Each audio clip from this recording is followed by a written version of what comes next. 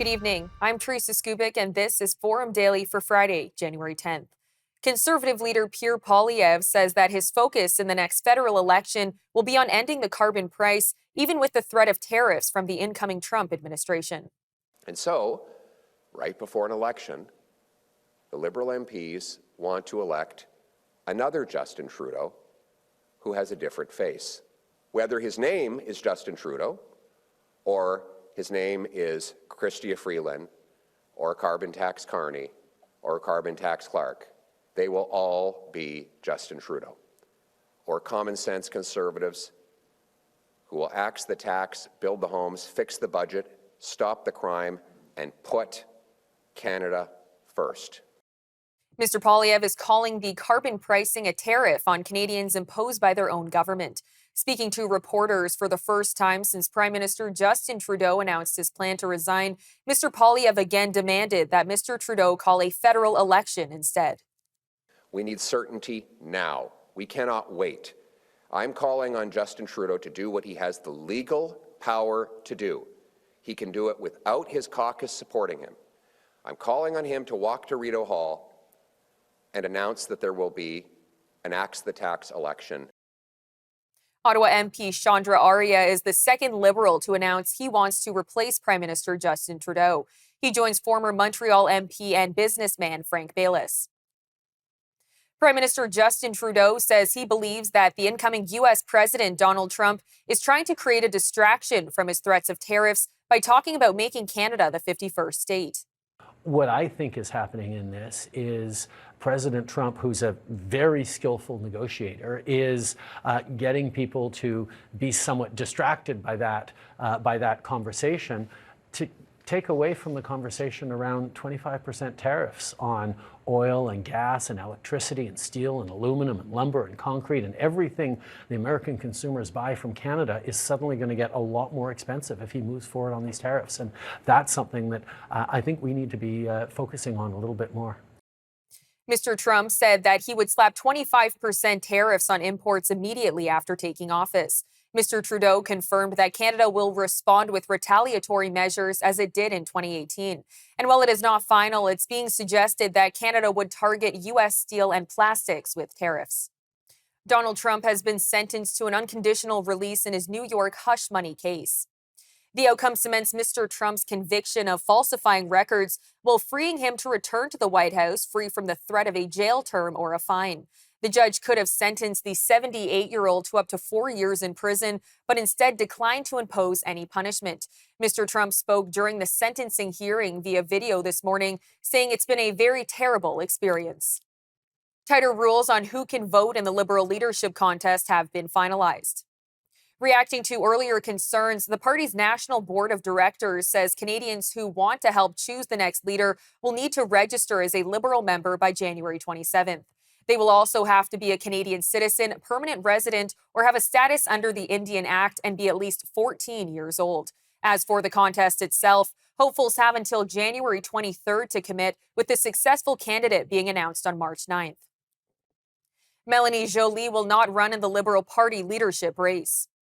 Ms. Joly says she's ready to be the first woman to lead the Liberals, but she's not prepared to step away from her responsibilities as Foreign Affairs Minister at this time. She spoke to reporters outside a Canada-U.S. Relations Cabinet Committee meeting on Parliament Hill this morning. The Liberal leadership race is fully underway now that the party has said they'll be announcing Prime Minister Justin Trudeau's successor on March 9th. The federal Liberal Party's political chaos and Donald Trump's disruptive return to the White House is making Ukrainian Canadians nervous about whether Ottawa's support for Ukraine remains firm. The Ukrainian Canadian Congress Executive Director says they think Canada is at its best when there is cross-party consensus on Ukraine. The Ukrainian Defense Contact Group met in Germany with Canadian Defense Minister Bill Blair, announcing details of $440 million in Canadian funding for Ukraine that was promised earlier this year. The executive director said that his group will be watching this year's general election to ensure all parties continue to back Ukraine. All right, stay tuned. Up next, the Los Angeles wildfires have now claimed at least 10 lives. And Canada's Indigenous Services Minister says it will be a deep disappointment if a First Nations water bill dies before the election. Stay with us. Forum Daily will be right back after these messages.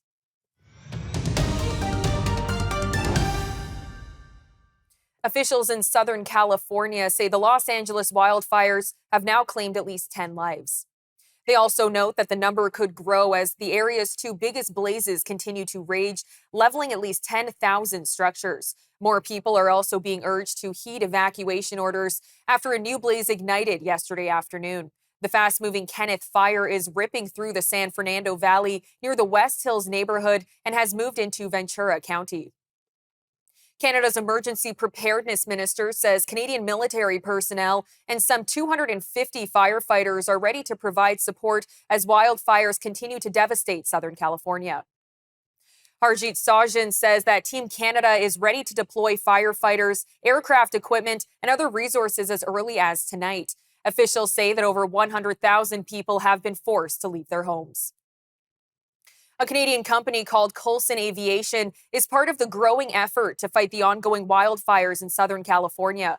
We were joined earlier by the CEO of Coulson Aviation, Mr. Wayne Coulson, who explained what the company is doing to help fight these fires in California. Right. So Coulson Aviation, we're a company, a Canadian company out of Vancouver Island, British Columbia. And we operate aerial assets in wildfire for the U.S. government, the state of California, and the counties of LA, Ventura, and Orange. We also have operations in Sydney, Australia, and we run a national fleet for the Australian government, federal government, and we operate a fleet for the federal government in Chile, in South America. So we have a program that started several years ago called the Quick Reaction Force, which is a fleet of 3 CH-47 heli tankers, and they're 3,000-gallon equipped helicopters that fight fire day and night. And along with that, we have an intelligence helicopter that has an agency representative that flies with us that directs the heli tankers at night. So one is based in Orange County, one is based in LA County, and one is based in Ventura County.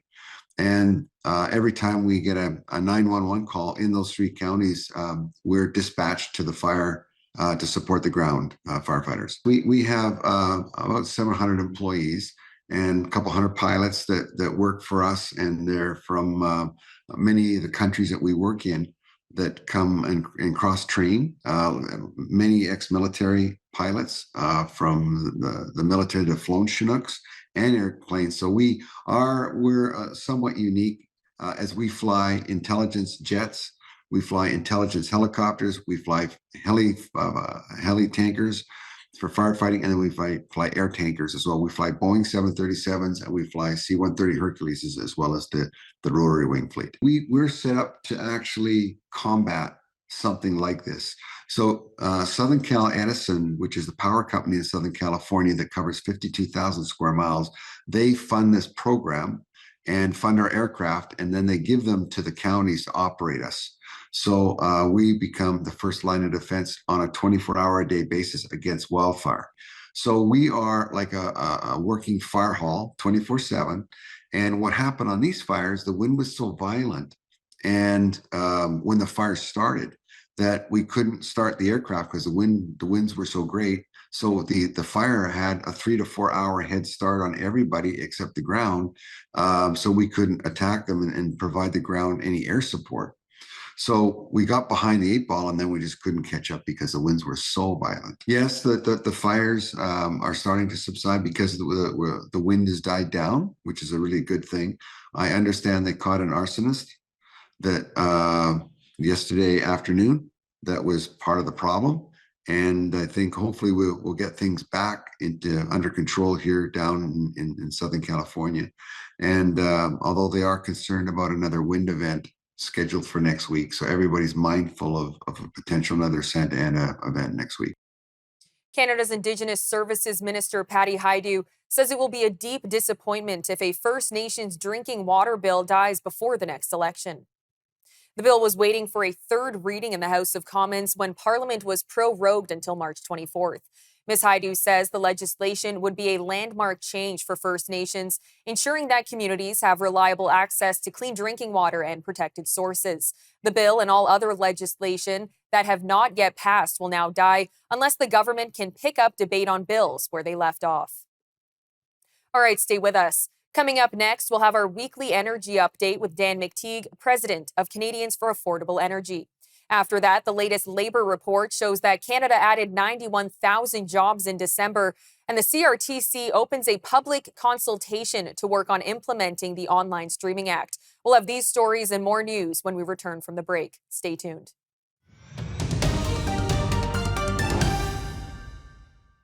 Welcome back. Now it's time for our weekly energy update with Dan McTeague, president of Canadians for Affordable Energy. Well, thank you for that, Teresa. And we are looking at some very interesting and perhaps perplexing moves by the energy sector. Those who are involved in trades, money managers, short sellers, ETFs and things like that. They're really on some kind of high that has nothing to do with fundamentals. The Energy Information Agency in the United States Department of Energy has pointed out that they have had a tradition now for the past year or so of overestimating supply production and underestimating demand. Well, that's creating an environment where this month, January, is going to be the coldest January we've seen in North America in 11 years, is that the inventories may not hold up. And I'm not sure if it's complacency or just wokishness by some people who are money managers, and that's probably a lot of day traders as well. You're ignoring something that's extraordinarily important. The inventories at places like Cushing, Oklahoma, are at extraordinarily low levels, probably the worst we've seen in 15 years. It looks like the new administration, we'll talk about that a little later on, the United States is going to be sanctioning not only Venezuela and Iran, but Russia as well. Where are you going to get the energy from? Mr. Trump has to believe that, he can't do without Canadian energy. That's because a lot of U.S. Midwest and U.S. Gulf Coast refineries run on heavy oil. They're not getting it from Venezuela. They're not getting it from Iran. They're not going to get it from Russia. Saudi Arabia isn't interested, nor is the UAE in selling it. So it's got to come from Canada. And one would have to think that at $71, $74 a barrel, we're way underpriced for where we should be. Heating oil, diesel oil are all going to be going up in price this week. So let's talk about that a little bit. We've seen some increases in the East Coast, not so much on the West Coast, where there have been, the fall in prices. But I think all of that is going to reverse itself. We're back to 177 in Vancouver, going to 180, so about a 3-cent increase. Diesel will be up 5 cents a liter this week, as will heating oil. Same for Alberta, although we know in Alberta and Saskatchewan, gas retailers tend to use up their 8-9 cent retail margins when prices go up, but then they have to, throw the towel in when this happens. So yeah, the 140 to 132 you're seeing between Calgary and Edmonton, and 142, 148 is in Regina and Saskatoon. Look for those prices to turn around a little bit and go up about 3 cents a liter on average, with diesel heading up about 6 cents a liter. Ditto for Manitoba, that now finally has to pay real prices now that the government has put back its provincial sales tax. That was an increase last week. 14 cents a liter, caught a lot of people off guard. Same thing with diesel, up about 5-6 cents a liter. So when you come to Ontario, you've noticed prices are holding in the 155, 156 range. Look for those to hit towards $1.60 by this time next week. So up about net 4 cents a liter and 5 cents for diesel. Same for Quebec, which follows the same.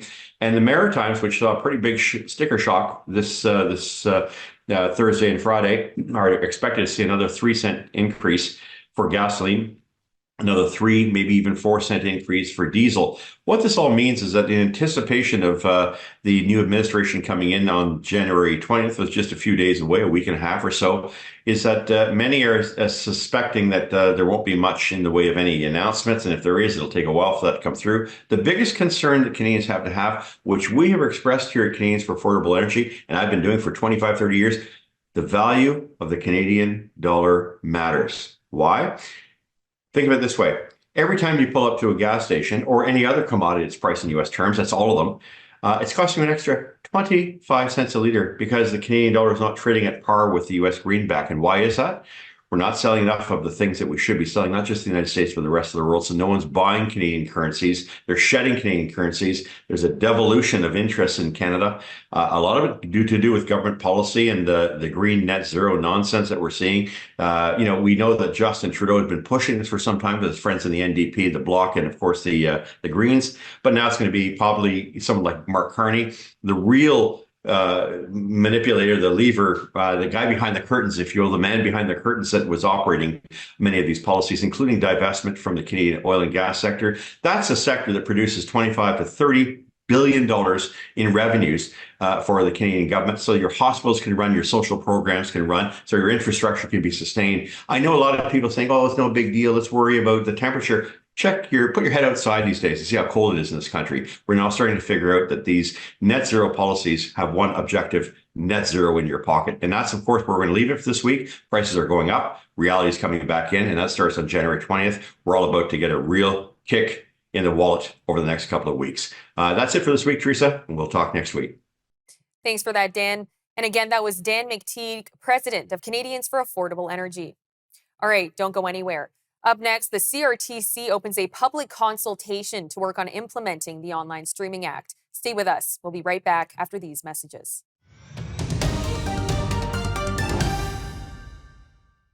Economists' expectations have been shattered as Canada added 91,000 jobs in December. Statistics Canada says the bulk of new jobs came in education, transportation, and finance, mostly in full-time work. It says the unemployment rate dropped 0.1 percentage points to 6.7%. While the country's employment rate rose for the first time since January of 2023, it's still down 0.9 percentage points year over year. Canada's broadcast regulator is looking at how the system can survive the shift away from traditional TV to international streamers. The CRTC is opening a public consultation on market dynamics, admitting the broadcast industry is facing profound changes posed by new technologies and changes in consumer habits. The consultation is part of the Commission's work on implementing the Online Streaming Act, which updated broadcasting laws to capture online platforms. The CRTC's Vice President of Broadcasting elaborated on the importance of a public discussion. At every point, we're going to be asking the question, what does this do in the end to create a system that will help Canadians get access to the services they want? This hearing is very much exploratory.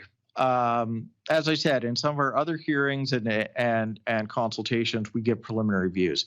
Here, we want to really have a public discussion that helps us understand these market dynamics, helps us build these rules, and we're encouraging stakeholders to bring ideas to us. When they do, though, we're going to say, bear in mind that in the end, we're trying to achieve the objectives in the Broadcasting Act. Root your arguments in that. Tell us how a system should work that will achieve those objectives on behalf of all Canadians. Consultation launched this afternoon. It will be open until February 24th. After that, there's a reply period. So if you make a submission before February 24th, you can then reply to other people's comments. That will be open until March 11th. And we are foreseeing a public hearing beginning on May 12th of this year. Hearings are scheduled for Gatineau, Quebec in May. The BC Children's Hospital says a 13-year-old girl has been discharged after several weeks in hospital with avian flu. The patient was taken to a pediatric intensive care unit with respiratory failure and pneumonia in early November, with officials saying the child tested positive for H5N1. Her family says the experience has been life-changing, and they are grateful to have their daughter home. The teen was the first human case of H5N1 in Canada, and health officials don't know how she was infected. New data from British Columbia's Centre for Disease Control shows that the province has one of the worst flu rates in Canada. The release for information comes as a holiday season spike in respiratory illnesses continues to pack emergency rooms across the province. The data also shows that BC has one of the lowest COVID-19 test positivity rates in the country, sitting at about half the national rate. BC's health ministry says that workers, volunteers, and visitors in facilities operated by provincial health authorities are now being required to wear masks in areas where patients are receiving care. A new report from municipalities in Ontario shows more than 80,000 people were homeless in the province last year. The report from the Association of Municipalities of Ontario says nearly half of those people have lived either in shelters or on the streets for more than 6 months or were experiencing recurrent homelessness over the past 3 years. The association found an $11 billion investment over a decade to create more than 75,000 affordable and supportive housing units could fix the problem. Ontario Premier Doug Ford says he found the number of homeless people province-wide concerning. And Canada secured a spot in the semifinals at the Under-18 Women's World Hockey Championship with a 17-0 blowout win over Japan.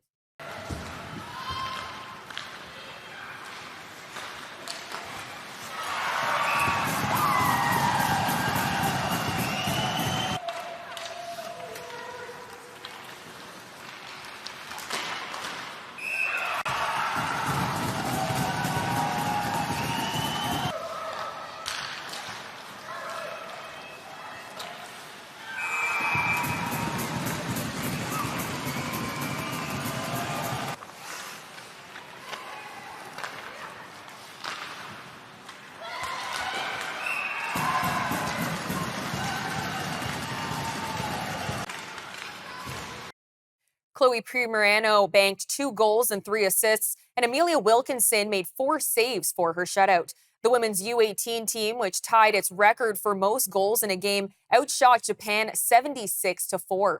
Canada will next play Czechia on Saturday. The Czechs advanced with a 6-0 win over the host Finland, and the other semifinals will pit the United States against Sweden. The medal games are scheduled for Sunday. I'm Teresa Skubik, and that'll do it for your look at national and international news for today. Good night, Canada.